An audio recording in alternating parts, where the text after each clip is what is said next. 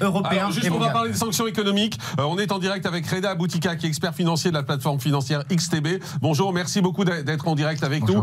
Il y a plusieurs sanctions économiques qui sont en train d'être mises en place, à la fois par l'Europe, à la fois par les Américains. D'abord, est-ce que ces sanctions économiques vont avoir une vraie conséquence sur la Russie et est-ce que ça peut faire plier Vladimir Poutine par leur ampleur ? Alors pour le moment, ces sanctions ne touchent pas directement le marché, les matières premières russes.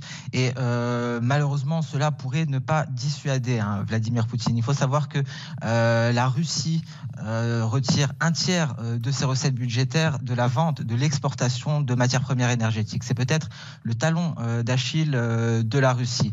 Et donc dans ce conflit, personne n'a intérêt à ce que l'énergie soit utilisée comme une arme, que ce soit la Russie d'un côté qui retire une grosse partie de ses recettes budgétaires de la vente de matières premières énergétiques, ou l'Europe d'un autre côté qui est fortement dépendante du gaz naturel russe, par exemple.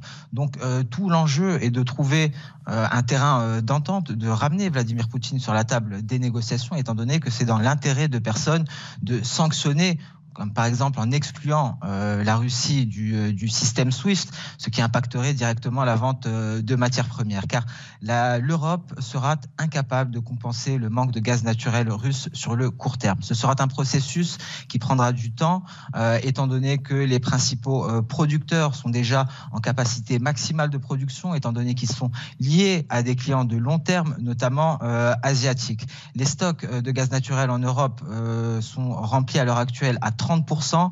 L'hiver touche à sa fin. Tout l'enjeu pour l'Europe sera de reconstituer ses stocks d'ici l'automne. Pour ça, il faut éviter à tout prix une fin de l'approvisionnement du gaz naturel russe.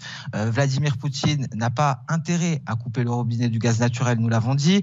Ce serait une perte pour Gazprom de 200 millions de dollars par jour. Cela n'a aucun sens. L'Europe également n'a aucun intérêt à faire cela. Donc tout l'enjeu est d'essayer d'éviter qu'il y ait des dégradations sur le matériel qui permet le transit du gaz naturel par l'Ukraine. Il faut savoir que 18% du gaz naturel que nous consommons en France provient donc de Russie, et ce gaz naturel transite justement par l'Ukraine. Donc c'est tout l'enjeu à l'heure actuelle, éviter toute dégradation tout en essayant de ramener Vladimir Poutine sur la table des négociations pour éviter des problèmes d'approvisionnement, parce que pour trouver de nouveaux fournisseurs, il faudra du temps. Ce sera un travail de long terme, et sur le court terme, face à la crise énergétique que traverse l'Europe depuis de nombreuses semaines, voire de nombreux mois, il faut sécuriser l'approvisionnement de matières premières énergétiques, mais notamment de gaz naturel. La situation reste quelque peu différente concernant le pétrole. On comprend que c'est compliqué. Si on est un peu égoïste dans cette affaire, et si on s'intéresse à la France,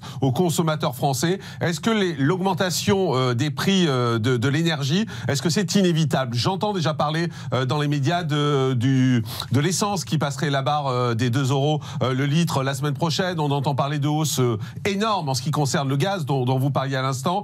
Il pourrait y avoir également des hausses d'électricité, des hausses sur le blé. Est-ce que tout ça, pour nous, Français, et en le disant encore une fois, c'est rien bien évidemment par rapport à ce que vivent les Ukrainiens sur place, mais voilà, soyons un peu égoïstes. Est-ce que pour nous, c'est inévitable ces hausses ? Alors malheureusement, il y a de fortes chances que l'on fasse face à ces hausses, que ce soit concernant le gaz naturel ou le pétrole. La situation est beaucoup plus compliquée pour le pétrole. Le marché pétrolier est sous tension depuis de nombreuses semaines. Les pays de l'OPEP+ tentent d'augmenter graduellement leur production afin de contenir la hausse des cours du pétrole. Mais il y a de nombreux doutes concernant le marché pétrolier. On doute que certains pays producteurs soient en mesure de continuer d'augmenter leur production, étant donné qu'il y a eu un manque d'investissement considérable pendant la pandémie. Donc il se peut que certains pays ne soient pas en mesure d'augmenter leur production, ce qui serait haussier pour les cours. Et ce conflit en Ukraine a été justement une étincelle, la goutte d'eau qui a fait déborder le vase, ce qui a poussé les cours du baril de pétrole au-dessus de la barre des 100 $ le baril. Et malheureusement, si les craintes venaient à se confirmer quant à la capacité de certains pays producteurs à augmenter la production, on devrait faire face à une hausse inévitable des cours malheureusement. Et cette hausse ne concerne pas seulement, vous l'avez dit, les matières premières énergétiques. Il faut savoir que la Russie est un grand producteur et exportateur de nombreuses matières premières, hormis donc le gaz naturel et le pétrole. Il y a aussi le charbon, il y a le blé, le maïs, le palladium, l'aluminium, le nickel, mais aussi des produits tels que l'engrais. Donc, on est peut-être à l'aube d'un choc des matières premières,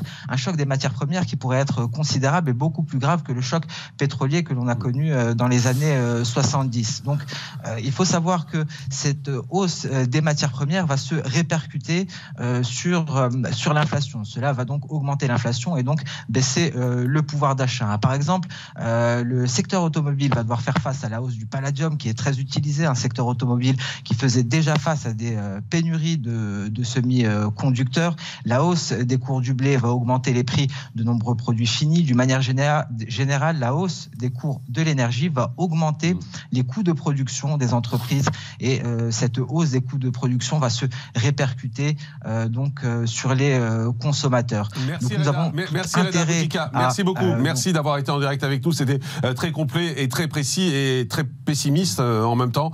Et là, sur ce qui peut arriver, je rappelle que vous êtes expert financier sur la plateforme financière XTB. Michel Taube, là, ce qu'on nous décrit quand même, c'est un choc terrible, y compris pour les Français. Absolument, et ça c'est l'illustration des interactions extrêmement complexes qu'il y a entre la Russie, l'Ukraine aussi, parce que l'Ukraine c'est un très grand territoire producteur de matières premières.